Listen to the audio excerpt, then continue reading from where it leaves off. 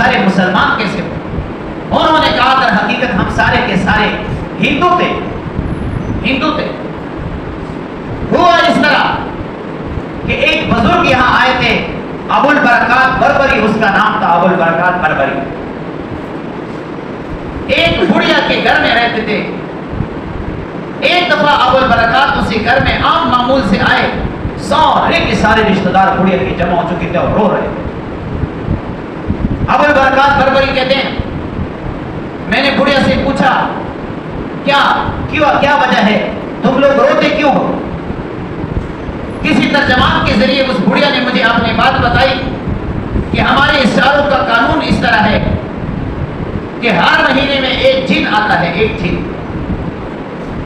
ایک لڑکی جو بالکل باقرہ ہو, جوان لڑکی, یہ اس جن کے ہم حوالے کر دیتے ہیں. پوری رات جن اس کے ساتھ جو کرنا چاہتا ہے کر لے اور صبح کے وقت کو قتل کر دیتا ہے تاکہ کسی کو رات کے احوال بتائے. ہمیں ملتا ہے تو بہت بری حالت میں ہمیں وہ لڑکی مل جاتی ہے. آج قرآندازی اس بڑھیا کے نام آئی ہے, اس کی ایک ہی بیٹی ہے بس اور کوئی نہیں. اس وجہ سے یہ بڑھیا رو رہی. یہ ابو البرکات بربری یہ کوسا تھا, کوسا. اس کے مونچھ داڑھی کچھ بھی نہیں تھے. تو اس نے کہا کہ آپ کی بیٹی کے بجائے رات کے وقت میں چلا جاؤں گا. جس مندر میں تم اپنی بیٹی کو رکھتے ہو اسی مندر میں مجھے بھیج دو. لوگوں نے بڑی خوشی کی اظہار کی کہ یہ تو ایثار ہے, دوسرے کو بچانے کے لیے خود اپنے آپ کو موت کے منہ میں دینے کے لیے تیار ہے. تو لوگوں نے کہا ٹھیک ہے, اسی کو تیار کر دیا, بت خانے میں روانہ کر دیا. سمندر کے بالکل ساحل میں ایک بت خانہ تھا, وہاں رکھتے تھے, جن آ جاتا رات کے وقت. یہ ابو البرکات بربری حافظ قرآن تھے, قرآن کے بہترین حافظ تھے. وہ کہتے ہیں کہ رات کے وقت میں نے رات کے اندھیرے میں بالکل ایک جہاز کی طرح ایک جہاز دیکھا اور سمندر میں رفتہ رفتہ اس بت خانے کی طرف آگے بڑھ رہا تھا. اس کے اوپر کندیلے تھے, کندیلے, اور یہ آگے بڑھ رہا تھا. اس نے قرآن شروع کر دیا. کہتے تھے جن آہستہ آہستہ آ رہا تھا اور میں اپنے آواز کو اونچا کر رہا تھا. میں قرآن پڑھ رہا تھا, وہ بھی قریب آ رہا تھا, میں بھی قرآن پڑھ رہا تھا, اور جو وہ قریب آتے تھے میں اپنے آواز کو اونچا کرتا تھا. جن جب بالکل میرے قریب آیا اور اس نے اپنے آنکھوں سے قرآن کی تلاوت سنی تو واپس چلا گیا. صبح کے وقت وہ بڑھیا اور ان کے چند رشتہ دار آئے لاش کو اٹھانے کے لیے. دیکھا کہ ابو البرکات بربری ادھر بیٹھے ہوئے ہیں اور قرآن کی تلاوت کرتے ہیں, بڑے شوق سے لگے ہوئے.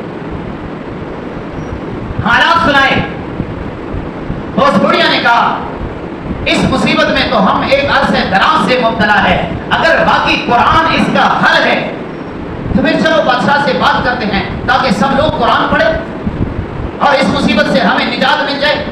بادشاہ کا نام شینو راجا تھا. شینو راجا کے پاس ہم گئے, بادشاہ کے پاس.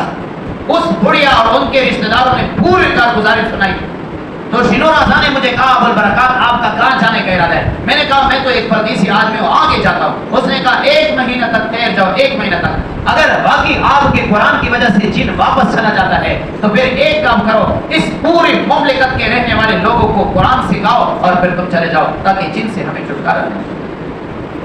ابو البرکات بربری 1 مہینے تک مالدیپ کے جزائر میں رہے, 1 مہینے تک رہے. اس کے اتنے برکات اور اتنے تاثرات اور اتنے بہترین اثرات تھے کہ شینو راجا 1 مہینے سے پہلے اسلام پر رضامند ہو چکے. اگلے مہینے میں جب اس جن کے آنے کا وقت ہوا, ابو البرکات اسی مندر میں خود بیٹھے ہوئے تھے اور قرآن کی تلاوت کہہ رہے تھے. میں قرآن کی تلاوت کرتا کرتا جب جن قریب میں آیا اس نے قرآن کا تلاوت سن کر واپس چلے گئے. قرآن کی تلاوت سن کر واپس چلے گئے اور اس کے بعد ہمیشہ ہر مہینے کے شروع میں آتے تھے. علامہ ابن بطوطہ نے کہا میں وہاں ٹھہرا, میں نے خود اپنے آنکھوں سے وہ جن دیکھا. بالکل جہاز کے مانند آ رہے تھے اور اس کے اوپر کندیلے تھے. جیسے ہی وہ شہر کے قریب ہو جاتا تو وہاں لوگ اٹھ جاتے اور آذانیں دے رہے تھے. بڑے زور سے بچے, نوجوان, بوڑھے سارے کھڑے ہو جاتے اور آذان کہتے تھے. وہ جن آذان کی آواز سن کر واپس چلا جاتا. برکات المغربی کے ہاتھ پر تمام لوگوں نے، ایک جزیرے کے لوگوں نے نہیں بلکہ تمام جزائر کے لوگ اسی میں مبتلا تھے، سب نے اسلام قبول کر لیا، قرآن سیکھا، اور بس ایک ہی حل ان کو ملا کہ جنات کو بگانے کا ایک ہی حل ہے کہ قرآن کی تلاوت ہے۔